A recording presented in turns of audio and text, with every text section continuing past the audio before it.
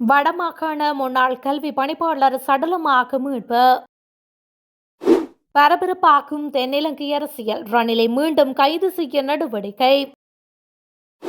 சண்டியராக வந்த கோட்டா பின் கதவு வழியாக தப்பியோட நேரிட்டது.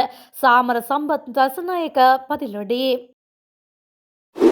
7 போதைப்பொருள் கடத்தல்காரர்கள் போலீசாரிடம் சரணடைய இணக்கம்.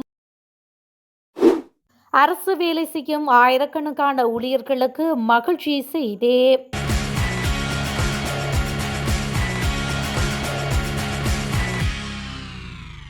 வடமாகாண முன்னாள் கல்வி பணிப்பாளர் திருஞானம் ஜான் குயின்ரஸ் சடலமாக மீட்கப்பட்டுள்ளார். மன்னர் யாழ் பிரதான வீதியில் அமைந்துள்ள சிப்பியாறு பாம்பு வழிகாட்டி அந்தோணியார் ஆலய வளாகத்திலிருந்து சடலம் மீட்கப்பட்டுள்ளது. சடலமானது இன்று காலை 10 மணி அளவில் மீட்கப்பட்டதாக காவல்துறையினர் தெரிவித்துள்ளனர். சடலத்தை கண்ட ஆலய நிர்வாகத்தினர் இலுப்பைக்கடவை காவல்துறையினருக்கு தகவல் வழங்கியுள்ளனர். இதனையடுத்து சம்பவ இடத்திற்கு வருகை தந்த காவல்துறையினர் சடலத்தை பார்வையிட்டுள்ளனர். முன்னாள் ஜனாதிபதி ரணில் விக்ரமசிங்கவை கைது செய்ய ஏற்பாடுகள் முன்னெடுக்கப்பட்டு வருவதாக தகவல் வட்டாரங்கள் தெரிவிக்கின்றன. ராஜகிரிய பகுதியில் விவசாய அமைச்சகத்துக்கான பல மாடி கட்டிடத்தை வாடகையை பெற்றுக் கொள்வதில் நடந்த நிதி முறைகேடுகள் தொடர்பான விசாரணையில் ரணில் கைது செய்யப்படலாம் என தென்னிலங்கை ஊடகங்கள் தகவல் வெளியிட்டுள்ளன. மூத்த திரைப்பட நடிகை சபிதா பெரேராவின் கணவருக்கு சொந்தமான இந்த கட்டிடம் முந்தைய நல்லாட்சி அரசாங்கத்தின் போது விவசாய அமைச்சருக்கு வாடகைக்கு எடுக்கப்பட்டது. இதற்கான மாத வாடகை 21 மில்லியன் ரூபாய் என தகவல்கள் வெளியாகியுள்ளன. இங்கு நடந்த முறைகேடுகள் தொடர்பான விசாரணை தொடர்பாக விசாரணைகளை மேற்கொள்ள முன்னாள் ஜனாதிபதி மைத்ரிபால சிறிசேனவும் லஞ்ச ஒழிப்பு ஆணையகத்திற்கு அழைக்கப்பட்டுள்ளார். இந்த கட்டிடத்தை வாடகைக்கு எடுப்பதற்கான அமைச்சரவை பத்திரம் அப்போதைய பிரதமர் ரணில் விக்ரமசிங்கவால் சமர்ப்பிக்கப்பட்டுள்ளது. இதனால் எதிர்காலத்தில் அவரிடமிருந்து வாக்குமூலம் பதிவு செய்யப்பட்ட பின்னர் ரணில் கைது செய்யப்பட உள்ளதாக தகவல்கள் வெளியாகியுள்ளன. சண்டியராக ஆட்சிக்கு வந்த கோட்டாபய ராஜபக்ஷ பின்கதவு வழியாக தப்பித்து படகு மூலம் நாட்டை விட்டு வெளியேற நேரிட்டதுக்கென நாடாளுமன்ற உறுப்பினர் சாமர சம்பத் தசநாயக்க தெரிவித்துள்ளார். நாடாளுமன்றில் இன்றைய தினம் அவர் இந்த கருத்தை வெளியிட்டுள்ளார். இந்த அரசாங்கம் பொருளாதார மத்திய நிலையங்களின் செயற்பாடுகளை குழப்ப முயற்சிப்பதாக அவர் குற்றம் சுமத்தியுள்ளார். வியாபாரங்கள் பற்றி எந்தவித புரிதலுமின்றி அமைச்சர் தீர்மானங்களை எடுப்பதாக அவர் குறிப்பிட்டுள்ளார். வேதியில் கருவேப்பிலை கட்டு ஒன்றையேனும் விற்பனை செய்த அனுபவம் தமக்கு உண்டு என அவர் தெரிவித்துள்ளார். மக்கள் எதிர்ப்பு வெளியிடும் திட்டங்களை நாம் முன்னெடுப்பது பொருத்தமற்றது என அவர் சுட்டிக்காட்டியுள்ளார். இந்த சந்தர்ப்பங்களில் கௌரவத்தை பார்க்காது 1-2 அடிகள் பின்வாங்குவதில் பிழையில்லை எனவும் அவர் தெரிவித்துள்ளார். பலம் பொருந்திய சண்டியர் என ஆட்சி பீடம் ஏறிய கோட்டாபய பின் கதவு வழியாக தப்பி செல்ல நேரிட்டதனை நினைவுபடுத்துவதாக சாமரசம்பத் தசநாயக்க தெரிவித்துள்ளார். அரசு துறைகள் மற்றும் நிறுவனங்களில் பணியாற்றும் சுமார் 10,000 தற்காலிக ஊழியர்களை நிரந்தரமாக்க நடவடிக்கை எடுக்கப்படும் என்று அமைச்சர் பிமல் ரட்நாயக்க தெரிவித்துள்ளார். நாடாளுமன்றத்தில் வைத்து இன்றைய தினம் அவர் குறித்த விடயத்தை கூறியுள்ளார். அவர் மேலும் தெரிவிக்கையில், இந்த வரவு செலவு திட்டத்தில் வாயிற்காப்பாளர்களின் கொடுப்பனவு 7,000 ரூபாயிலிருந்து 15,000 ரூபாயாக உயர்த்தப்பட்டுள்ளது. இதேவேளை சாலை மேம்பாட்டு ஆணையத்தில் 700 பேர் பணி நிரந்தரம் செய்யப்பட்டுள்ளனர். இன்னும் 300 பேர் பணி நிரந்தரம் செய்யப்பட உள்ளனர். அவர்கள் பணி உறுதி செய்யப்பட காபோத சாதாரண தர பரீட்சை எழுதியிருக்க வேண்டும் என அவர் குறிப்பிட்டுள்ளார். மத்திய கிழக்கில் தலைமறைவாகியுள்ள இலங்கையை சேர்ந்த 7 போதைப்பொருள் கடத்தல்காரர்கள் இலங்கை போலீஸ் அதிகாரிகளிடம் சரணடைய இணக்கம் தெரிவித்துள்ளதாக பொதுமக்கள் பாதுகாப்பு அமைச்சர் ஆனந்த் விஜயபால தெரிவித்துள்ளார். அத்தோடு போதைப்பொருளுக்கு எதிராக மேற்கொள்ளும் நடவடிக்கைகளுக்கு எதிர்க்கட்சிகள் ஒத்துழைப்பு வழங்க வேண்டும் எனவும் அவர் குறிப்பிட்டுள்ளார். கொழும்பு மாவட்ட செயலகத்தில் நேற்று நடைபெற்ற முழு நாடும் ஒன்றாக செயல் திட்ட கலந்துரையாடலை தொடர்ந்து ஊடகங்களுக்கு கருத்து தெரிவிக்கையிலேயே மேற்கண்ட கூறியுள்ளார். அவர் மேலும் தெரிவித்ததாவது, போதைப்பொருள் ஒழிப்புக்கு கடுமையான நடவடிக்கைகள் எடுக்கப்பட்டுள்ளன.